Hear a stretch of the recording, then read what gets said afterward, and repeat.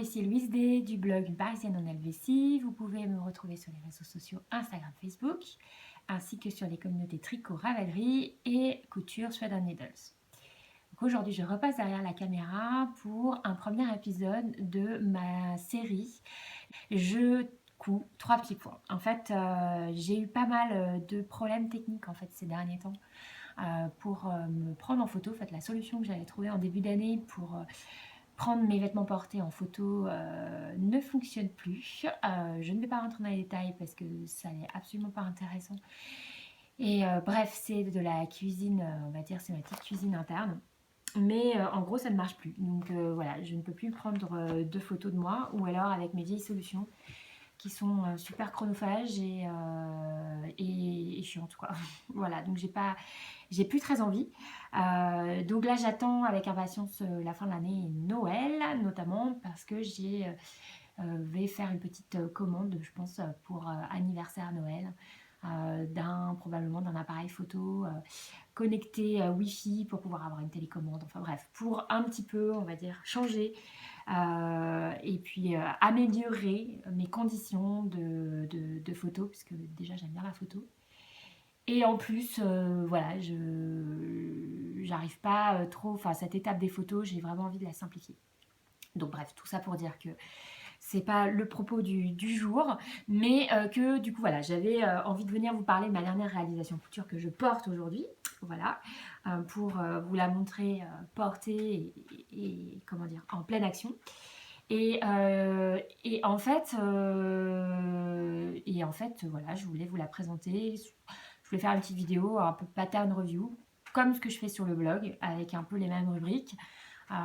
Passer en détail un petit peu voilà, la réalisation, les modifications, le tissu, comment est-ce que j'ai procédé, etc., les difficultés que j'ai rencontrées, mais sous forme de vidéo. Voilà, donc en fait, on va juste un petit peu modifier le format, mais finalement, ça reste un peu le même esprit.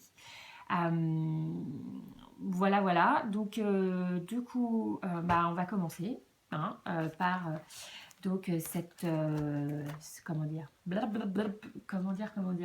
On va commencer par je vais vous présenter un petit peu le patron. Donc, comme vous pouvez donc je vais commencer par vous présenter le patron, donc, qui est en fait une combinaison de patrons de la marque Green Lane. Green Lane, c'est une marque, Green Lane Studio, pardon.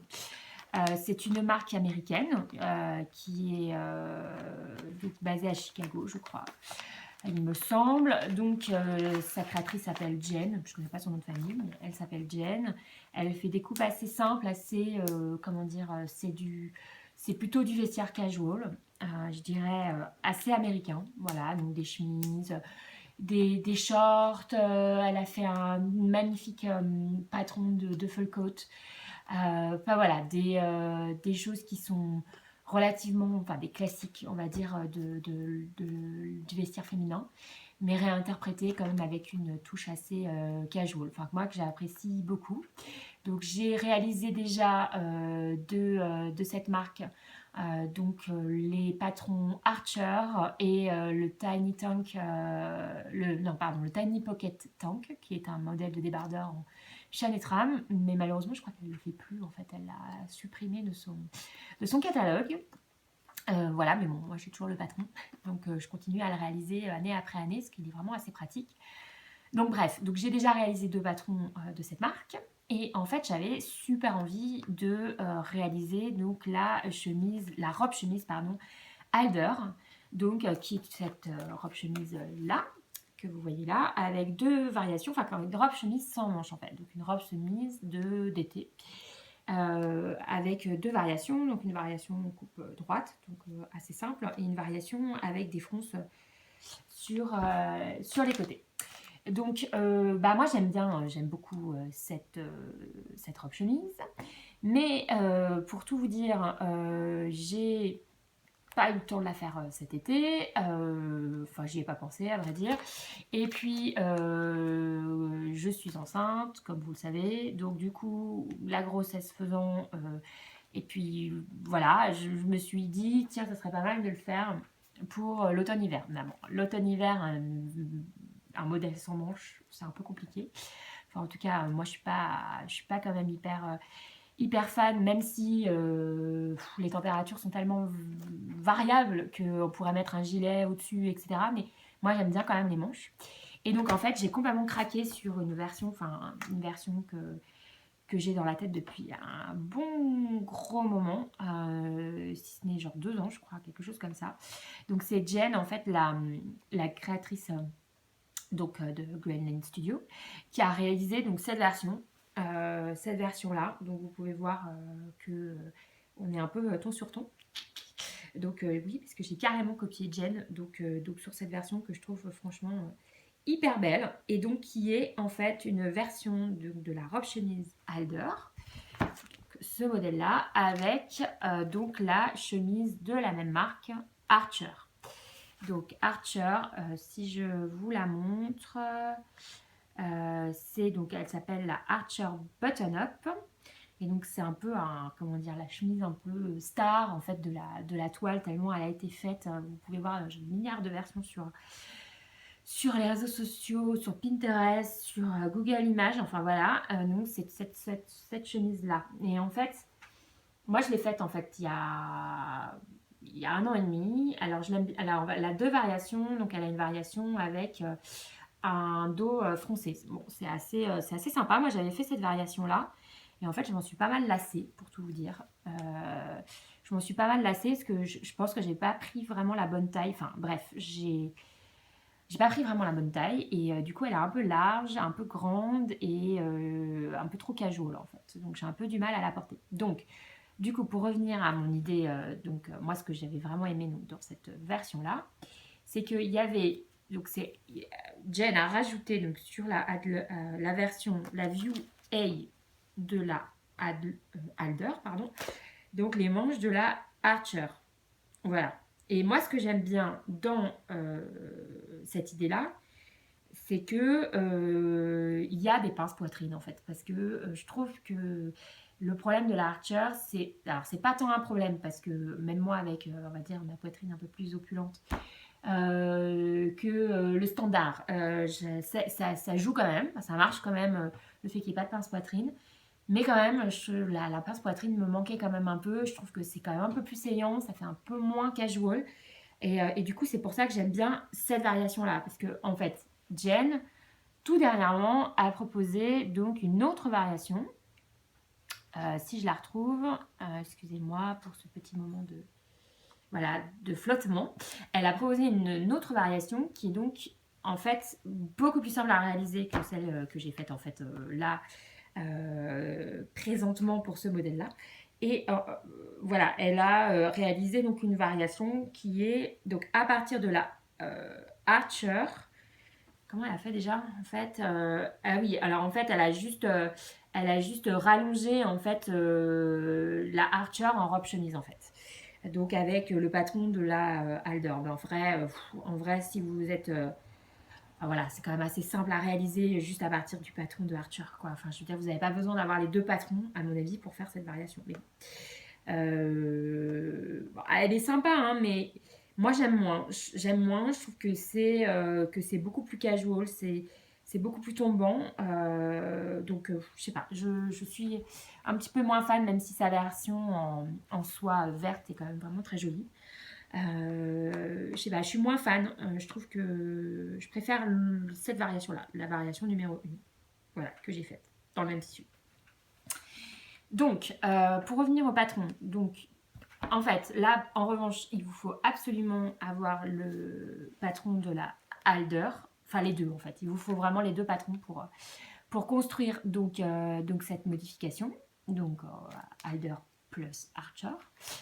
Voilà, donc moi j'ai fait tout comme Jen, hein. J'ai pas changé, enfin voilà, j'ai pris la View A, donc de la robe chemise, qui est aussi un peu comment dire, un best-seller de la femme enceinte, parce que je sais pas pourquoi, mais toutes les femmes enceintes au début de leur grossesse font cette robe.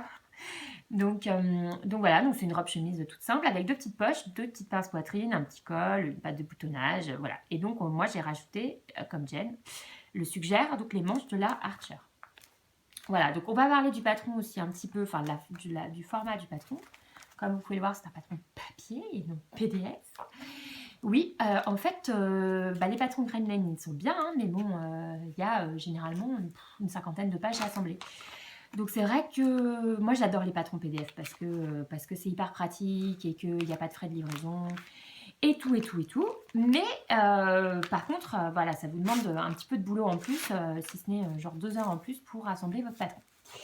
Donc là, quand j'ai découvert que la boutique Tissu Co, donc qui se trouve en Suisse, hein, donc vraiment pas loin de la maison, faisait donc les patrons papier de Green Lane, je peux vous dire que j'étais super contente. Et j'avais vraiment envie de les tester. Alors je sais qu'il y a certaines qui n'aiment pas. Moi j'avoue que ça m'a pas dérangé. J'ai trouvé ça assez sympa. Pourquoi? Alors pourquoi c'est un peu différent des patrons qu'on connaît, des patrons papier type Direndo, Polynadis, etc. Tout simplement parce qu'en fait les planches de patrons sont sur du papier de soie. Donc c'est un papier de soie, donc très fin. Donc c'est vrai que c'est assez fragile.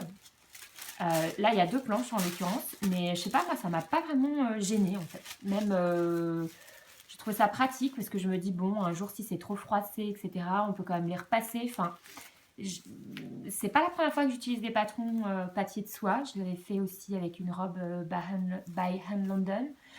BHL, là, bon, pour la Flora Dress, finalement, que j'ai revendue parce que, bon, j'aimais pas le modèle. Mais bon, mis à part que ça se tâche peut-être un peu plus vite, que c'est un peu plus fragile, etc. Moi, je sais pas, ça me dérange pas. Après, donc tout le patron est dans cette petite pochette plastique. Donc bon, le plastique, c'est pas ce qui est plus écolo, on va dire, mais bon, on peut voir en transparence quel est le patron. Il prend pas énormément de place, donc ça, c'est quand même une bonne chose, je trouve. Et puis le petit livret est vraiment de bonne qualité, donc vous avez toutes les explications, etc. Évidemment, all in English and all in inch. Donc, il faut un peu faire les conversions. Donc, ça, c'est un peu, je dirais, la difficulté des patrons américains. Mais bon, après, on s'y fait. Hein. Il faut noter un peu au début donc vos conversions, notamment pour les marges de couture hein, qui sont à, je ne sais plus quelles sont les marges de couture. Je crois que c'est marqué au début. Blablabla. Bon, ça fait 1,27 cm. Bon, 1,3 cm. Donc c'est ni 1 cm, ni 1,5 cm, mais 1,3 cm, ce qui correspond à un demi-inch. Voilà, c'est marqué à la page 8, juste avant de commencer. Donc les instructions. Alors moi, ce que j'ai trouvé aussi sympa, c'est qu'il y a des petites notes. Il y a un glossaire à la fin, donc voilà, pour avec toutes les indications et aussi un petit page de notes. Donc, je ne me suis pas servie, mais j'aurais pu pour marquer au fur et à mesure des réalisations, donc les modifs que vous avez fait, etc. etc. Voilà, voilà. Donc moi j'aime bien, j'ai bien aimé la version papier et j'avoue que même si c'est un peu plus cher, je pense que si je dois refaire un modèle de type le cascade de Felcoat là, qui à mon avis a je sais pas combien de pages à assembler en PDF, je pense que je le prendrai en version papier. Même si c'est un peu plus cher, je trouve que c'est quand même plus sympa. Et en plus, si vous vous lassez de votre patron, ou si vous en avez marre, ou si voilà, vous pouvez le revendre. Donc ça, c'est quand même un peu contrairement au PDF qu'on ne peut pas revendre. Une fois que c'est acheté, c'est acheté. Donc je trouve que voilà, moi j'aime bien. C'est pour ça que j'aime bien les patrons papier, même s'ils sont sur papier de soie. Voilà. Donc ça, c'était pour la présentation du patron. Donc maintenant, on va passer au sourcing matière.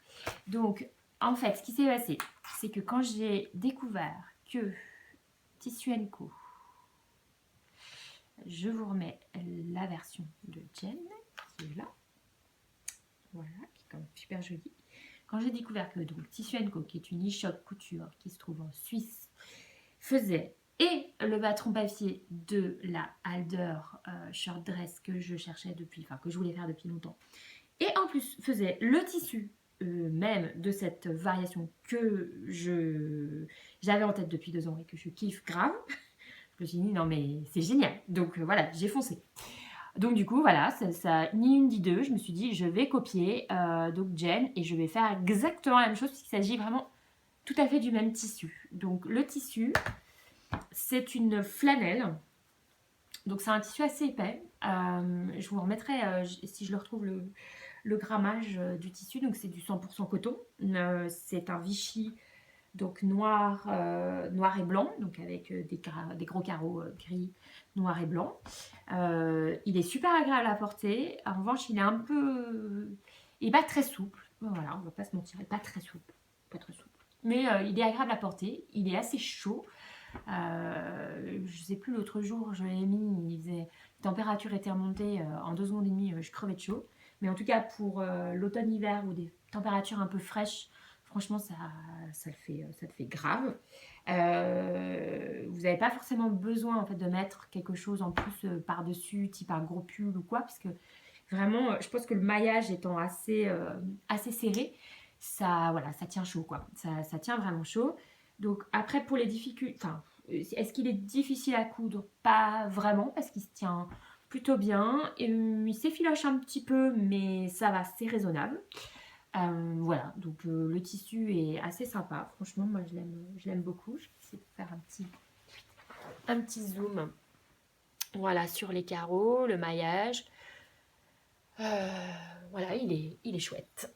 Il est chouette de ce tissu. Moi, je l'aime beaucoup. Je sais que je crois que sur certaines e-shops françaises de couture de tissu, vous pouvez trouver ce type de tissu avec des gros carreaux. En fait, moi, c'est ce que j'aime bien, c'est les gros carreaux Vichy. Qu'on ne trouve pas forcément, par exemple, au marché Saint-Pierre. À Paris, enfin, moi, j'en ai jamais trop vu. On trouve des petits carreaux Vichy qui sont plus en coton fin, mais moins ce type de flanelle un peu plus épaisse en coton, avec des gros carreaux. Voilà, donc ça c'était donc le tissu que vous pouvez retrouver donc chez Tissu Co. Donc ça c'est assez cool.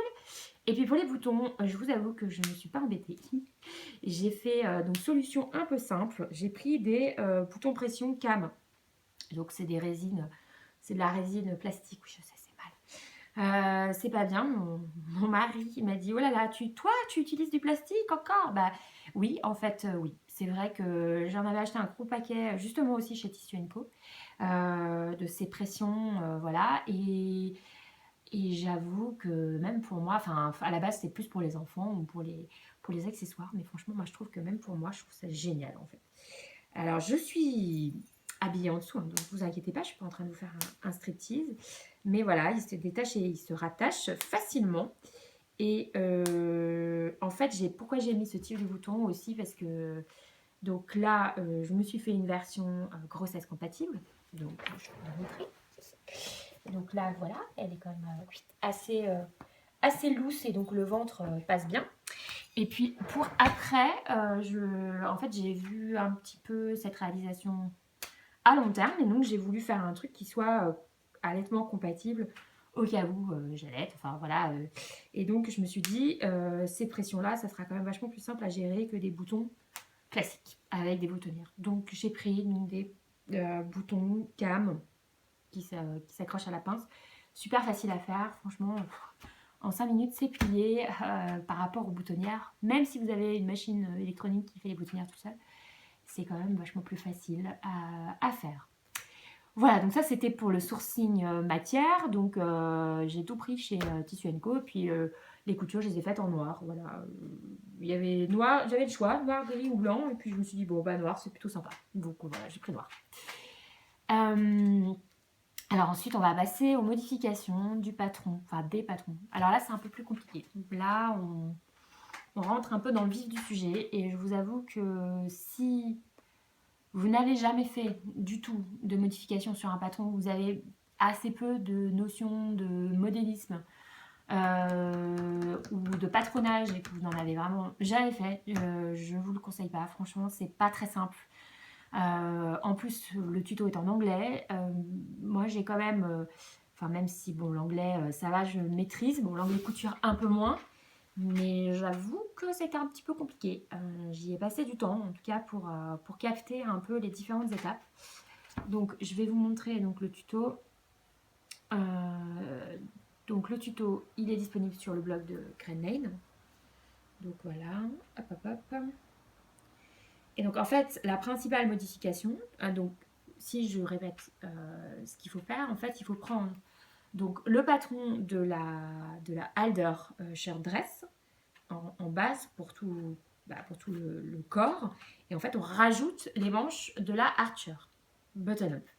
Sauf que la Archer, enfin, en fait, les deux modèles ne sont pas compatibles. C'est-à-dire que les emmanchures les emmanchures de la Alder ne sont pas faites pour les emmanchures, enfin pour les manches de la Archer. Donc il faut faire un certain nombre de petites modifications de l'emmanchure, notamment. Enfin, c'est là où c'est plus compliqué en fait pour pouvoir greffer en fait les manches de la Archer. Donc ça c'est la première étape que vous explique Jen. En fait il faut rallonger l'épaule pour que l'épaule soit plus, parce que la Alder elle est un petit peu plus décotée, donc il faut rallonger l'épaule, il faut redessiner donc l'emmanchure dos et devant.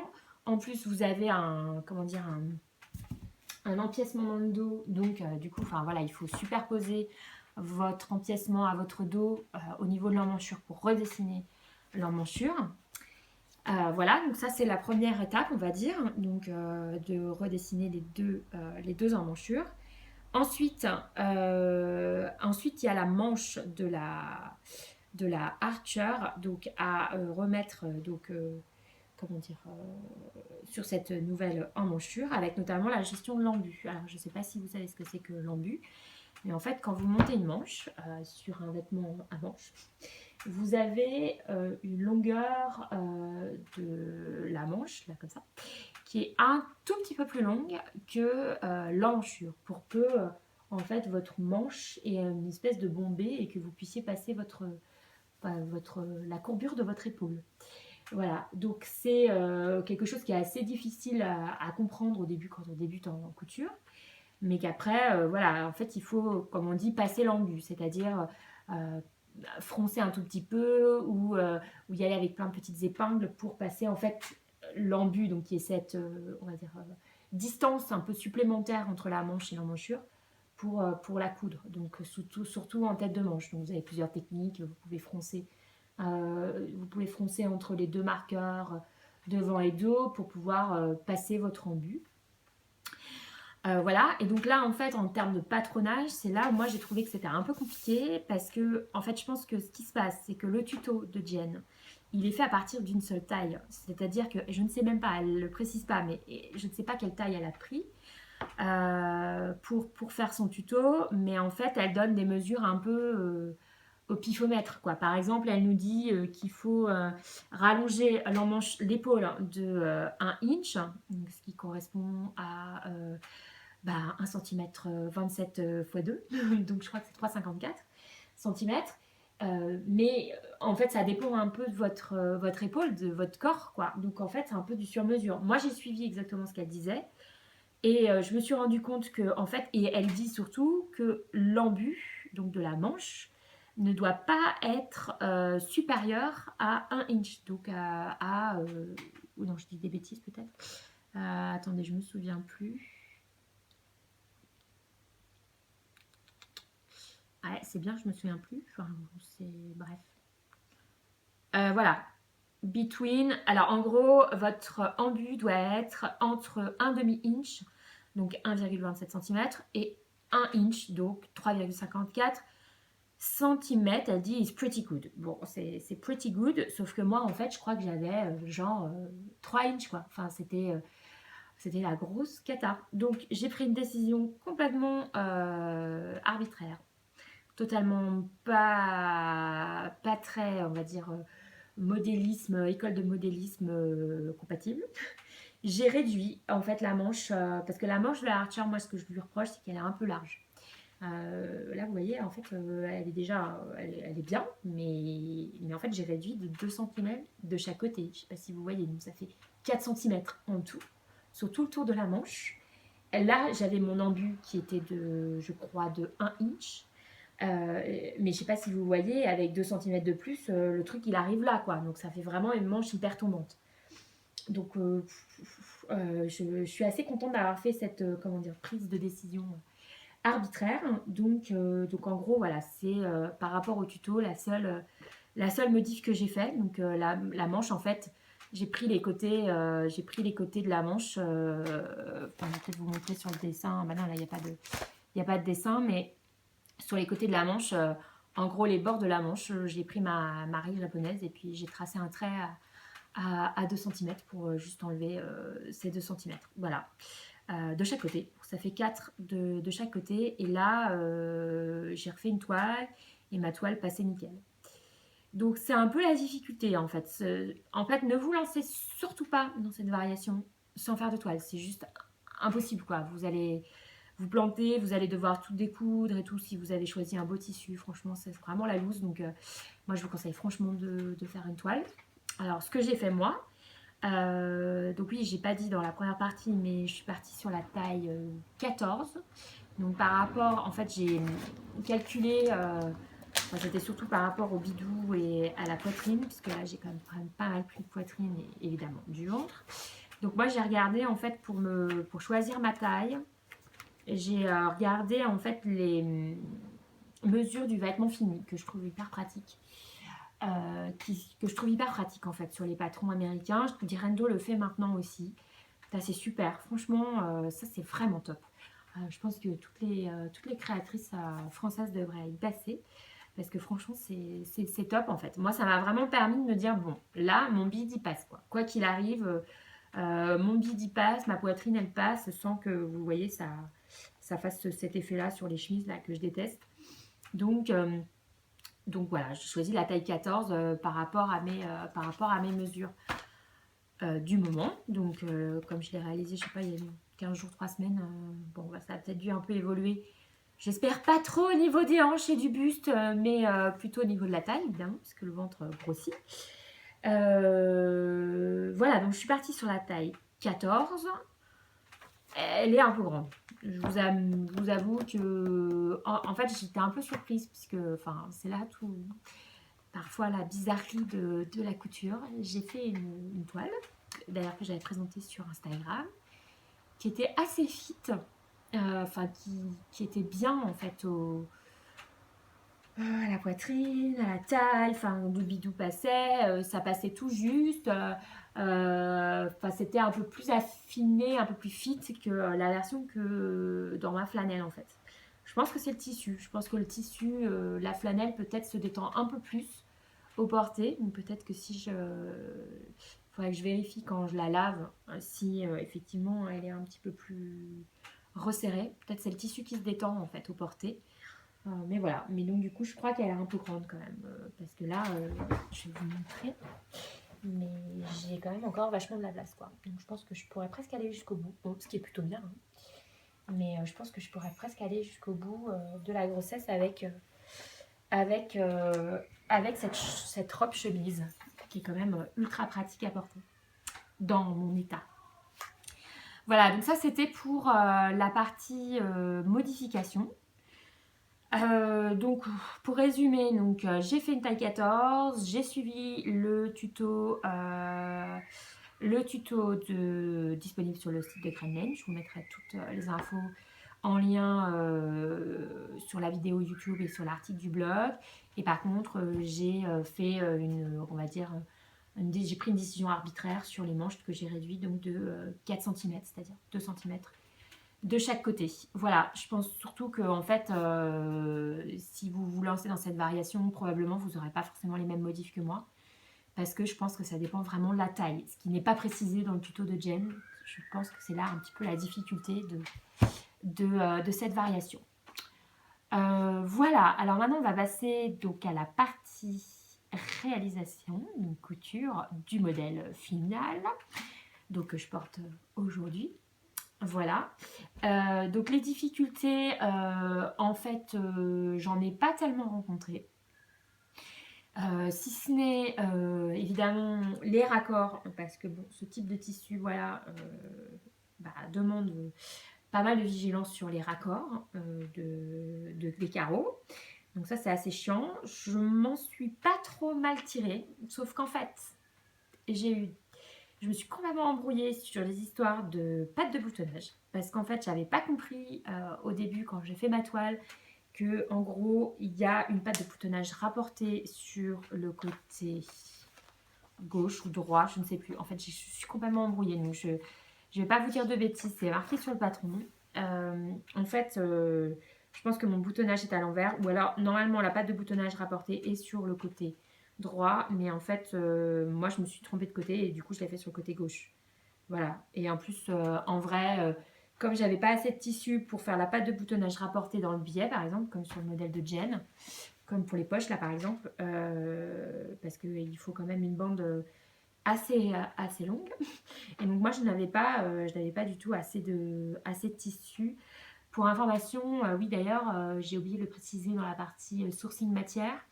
J'ai pris 3 mètres de tissu, donc qui est, attention, une laisse de 110. Donc un tissu un petit peu moins large que les tissus, on va dire, habituels. Et donc une laisse de 110 et qui me paraissait quand même, enfin voilà, une laisse de 110 et puis 3 mètres, ce qui me paraissait quand même suffisant. Mais en fait, j'ai pas pu du tout caler la patte de boutonnage dans le biais, quoi, par exemple. Alors si vous voulez pas faire de patte de boutonnage, on va dire, ni dans le biais ou dans un autre tissu, etc., sur le côté droit, hein, voilà, je répète que je me suis plantée. En fait, c'est pas la peine de couper. Enfin, vous pouvez faire les deux côtés de la même façon. C'est-à-dire que vous n'êtes pas obligé de couper votre côté où il y a la patte de boutonnage rapportée, plus près. Enfin, voilà. En gros, vous compliquez pas la vie si vous n'avez pas envie de rajouter. C'est ce que j'aurais dû faire, parce que moi, en fait, ça n'avait aucun intérêt, puisque en fait, j'ai donc ma patte de boutonnage rapportée. En plus, j'ai dû me galérer sur les raccords de carreaux pour que ce soit raccord. Enfin bref, vous m'avez compris, c'était la loose. Et puis bah, j'ai pas. Enfin voilà, j'ai un peu. On va dire que là, mon carreau est un peu plus large. En vrai, c'est pas très très grave du moment que la symétrie du carreau est, comment dire, respectée. Et puis je me suis aussi plantée sur mes poignets. Mais bon, en fait, je trouve ça sympa. Ils sont pas tout pareils. Enfin voilà, ils sont inversés. Donc je me suis plantée, je pense. En fait, je les ai coupés tous dans le bon sens, mais je les ai pas cousus dans le bon sens. J'ai pas fait attention, puis je sais pas, un jour je la portais, puis je fais oh, mais ils sont pas pareils. Voilà, donc ils ne sont pas pareils. Les poches par contre sont faites dans le biais, parce que c'est une toute petite pièce et que là, dans les chutes, vous pouvez quand même caser, deux petites pièces comme ça en biais. Par contre, en termes de chute, j'ai pas grand chose. Hein. Il me reste vraiment rien. Donc les 3 mètres, franchement, je les ai bien optimisés, on va dire. Voilà, donc ça c'était pour les difficultés rencontrées, donc essentiellement des problèmes de raccord et gros embrouillamini sur la patte de boutonnage où j'ai vraiment, j'ai pas, voilà, j'aurais dû éviter de m'embêter quoi. Et là je me rends compte que j'ai quand même oublié une modification majeure donc que j'ai faite. J'ai rallongé en fait la robe de 4 cm parce que en fait, elle me paraissait quand même un peu courte à la toile, puisque la toile, je l'ai faite exactement comme sur le patron, pour la taille 14. Elle me paraissait un peu courte. Et j'ai donc rajouté 4 cm sur la version finale, ce qu'aujourd'hui je regrette un peu, parce qu'en fait, elle est, je trouve, peut-être un poil trop longue. Enfin bref, peut-être je rajouterai que 2 cm, 2 cm et demi la prochaine. On verra. Voilà, mais bon, en tout cas, elle est un peu trop longue. Aujourd'hui, bon, c'est pas très grave. Hein. Voilà. Donc, bah, je crois que c'est tout pour la présentation du modèle. Alors après, pour terminer, je vais vous faire un petit point vestiaire. Donc, à quelle occasion je la porte, comment je la porte. Bon, alors, comme je vous disais tout à l'heure, le tissu étant assez chaud, c'est de la flanelle. Donc moi, franchement, s'il fait pas trop froid, franchement, vous pouvez mettre juste un petit manteau, une petite veste par-dessus et vous êtes bien. Moi, je trouve que ça va particulièrement bien avec du rouge. Donc là, j'ai mon petit rouge à lèvres rouge. Et puis j'avais fait ce trendy châle franchement, il y a un moment. D'ailleurs, je voulais même le filer à une copine. Et puis finalement, quand j'ai fait ma nouvelle chemise, je me suis dit, ah, mais ça va super bien ensemble. Donc j'ai trouvé une occasion de le mettre parce que le rouge, surtout ce rouge-là, c'est pas évident. Donc voilà, je trouve que c'est quand même assez chouette comme ensemble.